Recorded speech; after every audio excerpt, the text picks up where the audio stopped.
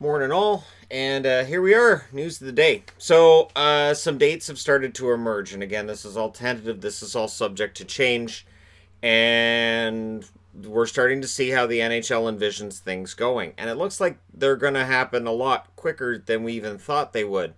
I hope players have done their best to enjoy their time off.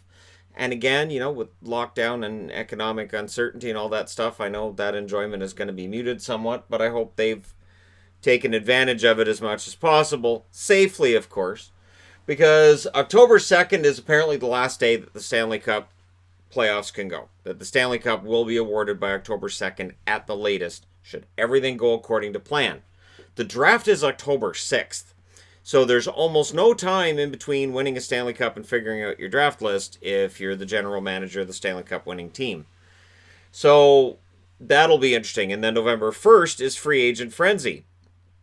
And then a little over 2 weeks after that is supposed to be training camp. November 17th, they're aiming to have training camps open and players on the ice. And a December 1st start date for the season is what they're aiming for. It's ambitious. It's ambitious. And again, it pushes back the start date of where the regular season normally is by two months. But I'll say this: if they cut out the All-Star break, that's almost a week. If you cut out bye weeks, that's another week out of the schedule. You can make it so that you are awarding the Stanley Cup in July, in all likelihood next season, maybe early August. And you can start pushing back to a more regular schedule as soon as 2 years down the road.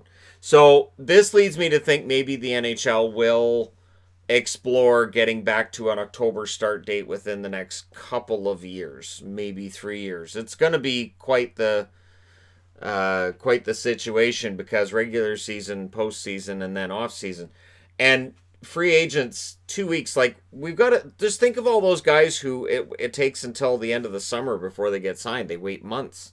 There's going to be a lot of players, I would think, that with only 17 days in between could end up without a team and might be signed in January, might be signed in mid-December. It'll be interesting to see how that goes, because in between October 2nd, the last day of the Cup, and December 1st, which would be the start date of the following season, it's not a long time.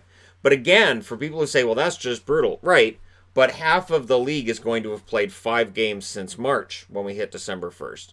It's really tough for the team that wins the Stanley Cup. It's also going to be tough for anybody who's producing hockey yearbooks that year, because you've got very little time in which to draw up your hockey yearbook and get it produced and out to market before the season starts. So I feel for Sports Forecaster, the Hockey News, and for the NHL itself in trying to have all that material available before the following season gets going. So yeah, it'll be interesting to see how that works out and whether or not these dates change. Again, it is all subject to change, but this is kind of what they're looking at. We're less than 2 months after the Stanley Cup's awarded. We are back to work and watching hockey again. The Minnesota Wild made a move that Vancouver fans will appreciate, and it's ironic because now, of course, Vancouver's playing Minnesota in the first, play-in round. Judd Brackett's been hired as the director of amateur scouting. We knew he would not be out of work for long, and so Minnesota's picked him up, and we'll see what he can do for the Minnesota Wild and what information he brings over from this last year and previous years with Vancouver that may give them a leg up at the draft table, or when it comes to picking up free agents, making trades, this kind of thing. I'll be interested to see if Minnesota and Vancouver make some sort of a deal once we reach the abbreviated offseason. Again, we're in the offseason now. It's not officially an offseason.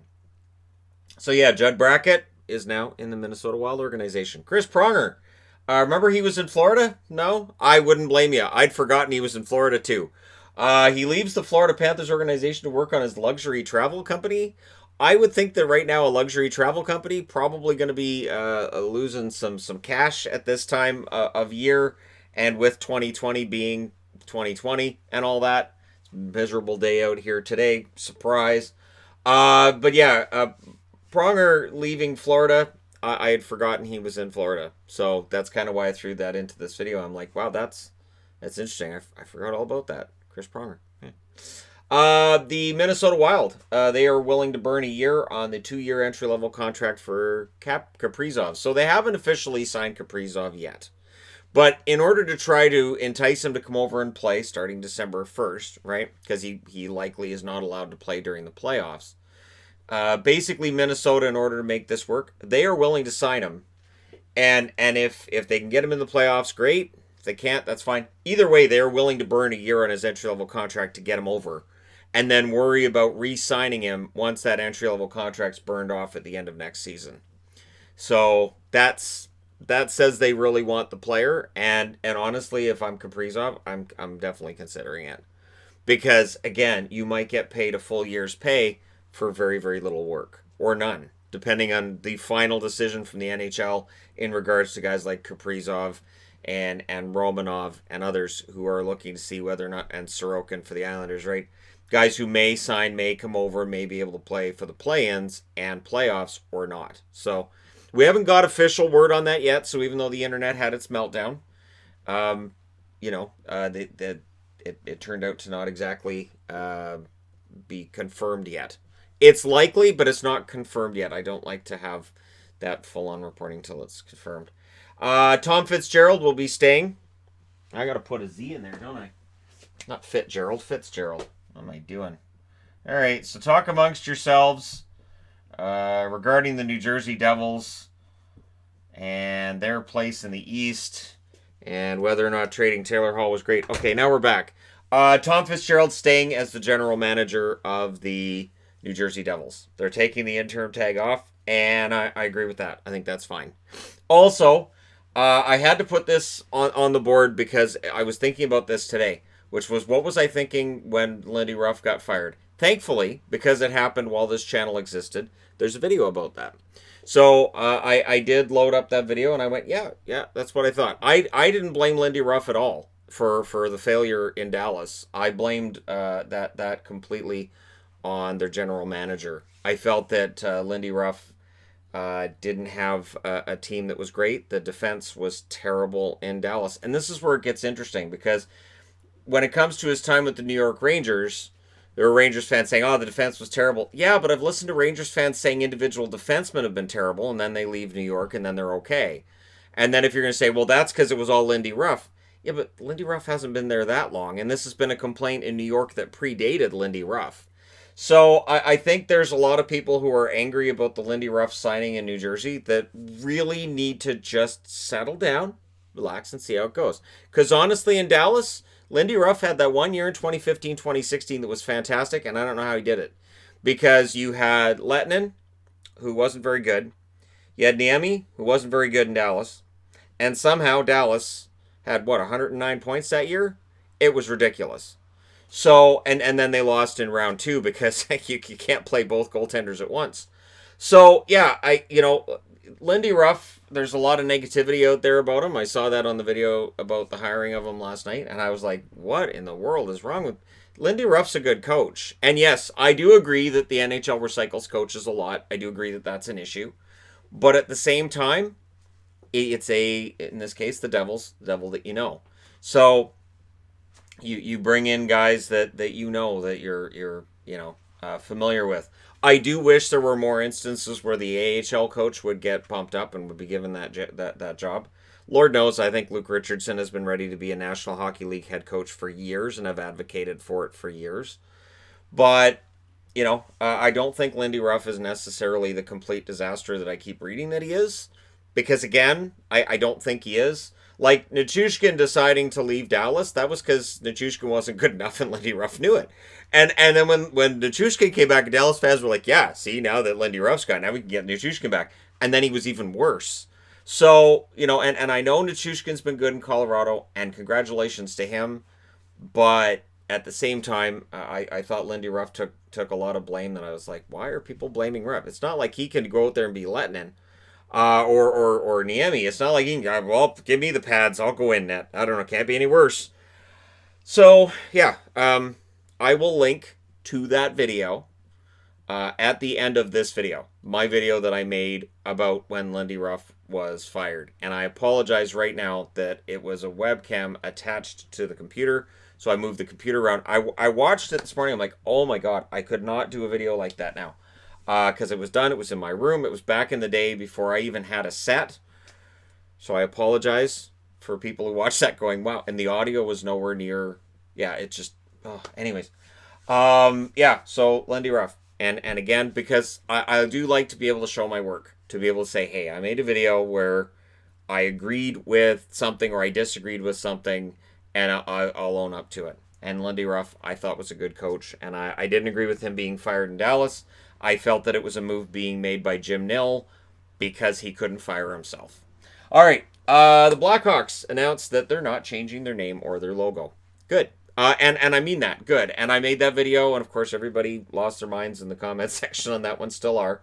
But, you know, I agree. I think that of all of the native artwork, native imagery in sports, Chicago has nothing, I think, negative in their advertising, in any of it. I do think having a hawk with that native imagery, and I had that in the thumbnail for the video that I made about that, I think that would be great to have on the jersey somehow. And if they change to that primary at some point, I think that'd be awesome. But there's nothing wrong with this one either. There's nothing wrong with it.